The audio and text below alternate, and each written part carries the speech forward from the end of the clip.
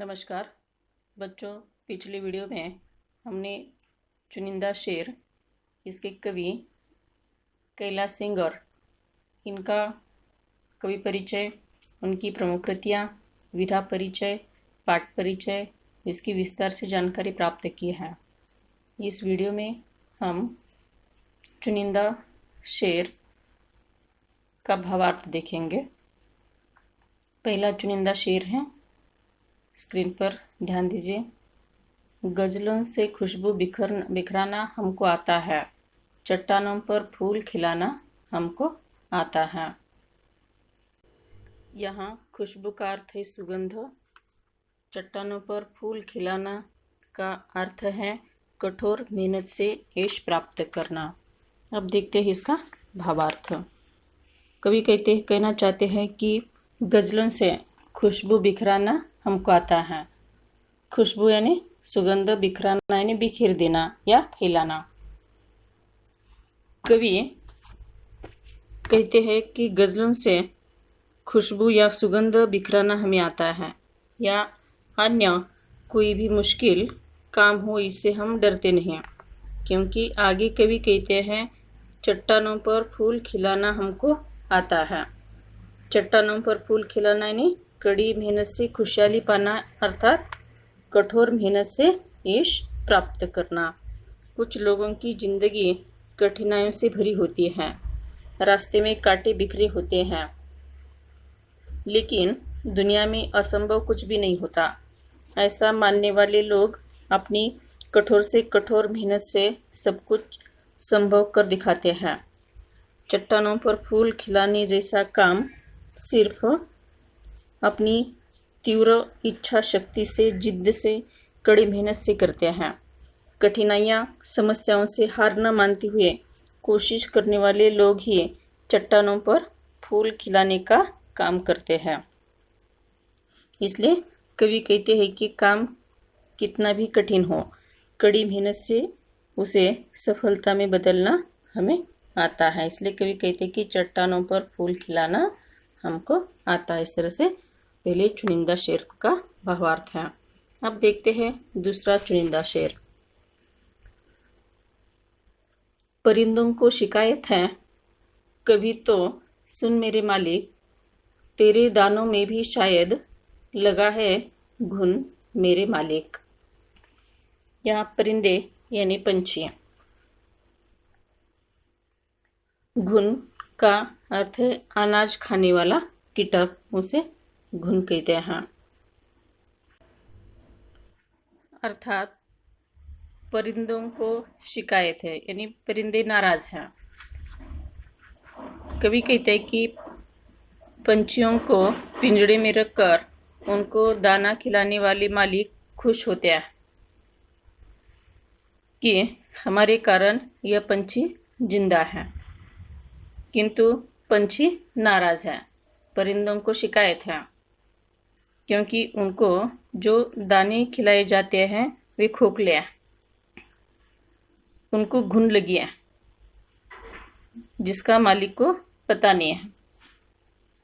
सरकार जनता की मदद करती है, किंतु वह मदद जनता तक ठीक से पहुंच नहीं पाती, बीच में ही उसे कोई खा जाता है। समाज के लिए सरकार की बहुत सारी योजनाएं हैं, लेकिन लाभ जनता को प्राप्त नहीं होता है। अब यहाँ पर देखिए कि यहाँ पंछी यानी जनता, जनता का पंछी प्रतीक है। मालिक यानी सरकार, और घुन यानी जो अनाज को खाने वाला जो कीटक होता है उसे घुन कहा जाता है। तो ये बेईमान, भ्रष्टाचारी लोगों का प्रतीक है घुन। तो यहाँ कवि कहना चाहते हैं कि समाज के लिए सरकार की बहुत सारी योजनाएं हैं, लेकिन उनका लाभ जनता को प्राप्त नहीं होता है। जिनके लिए योजनाएं सरकार बनाती है उनका लाभ उनको नहीं मिलता। बीच में ही भ्रष्टाचारी लोग इसे हड़प लेते हैं, इसे निगल जाते हैं। ये बेईमान लोग अनुचित रूप से योजनाओं का खुद ही लाभ उठाते हैं।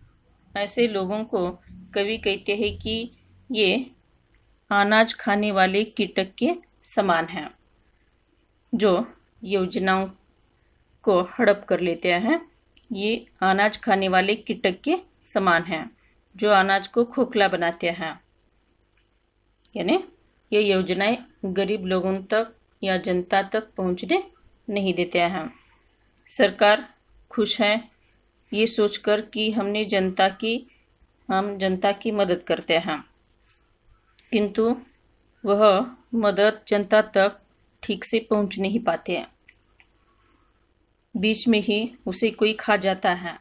इसलिए कवि कहते हैं कि पक्षियों को पिंजड़े में रखकर उनको दाना खिलाने वाले मालिक खुश होते हैं कि हमारे कारण यह पंछी जिंदा है, किंतु पंछी नाराज है क्योंकि उनको जो दाने खिलाए जाते हैं वे तो खोखले हैं, उनको घुन लगी है।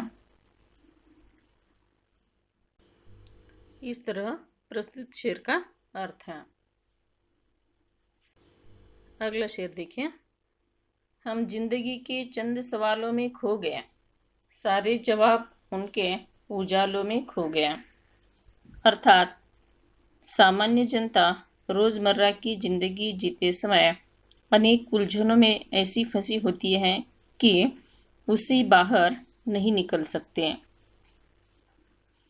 इसलिए कवि कहते हैं कि हम जिंदगी के चंद सवालों में खो गए। ऐसी उलझनों में उनकी जिंदगी फंसी होती है कि उससे बाहर निकलना उनको या निकल नहीं सकते हैं या संभव नहीं होता है। जिंदगी को लेकर उनके प्रश्न मन में रह जाते हैं, सारे जवाब उनके उलझनों में खो गए। यानी जिंदगी को लेकर उनके प्रश्न मन में ही रह जाते हैं। जिस प्रकार उजाला अंधेरे को निगल जाता है, जिस प्रकार उजाला अंधेरे को निगल जाता है, उसी प्रकार गरीबों के छोटे छोटे स्वप्न भी सामाजिक भेदभाव का शिकार हो जाते हैं। यही प्रस्तुत चुनिंदा शेर का अर्थ है। बाकी के चुनिंदा शेर और उनका अर्थ अगले वीडियो में हम देखेंगे। धन्यवाद।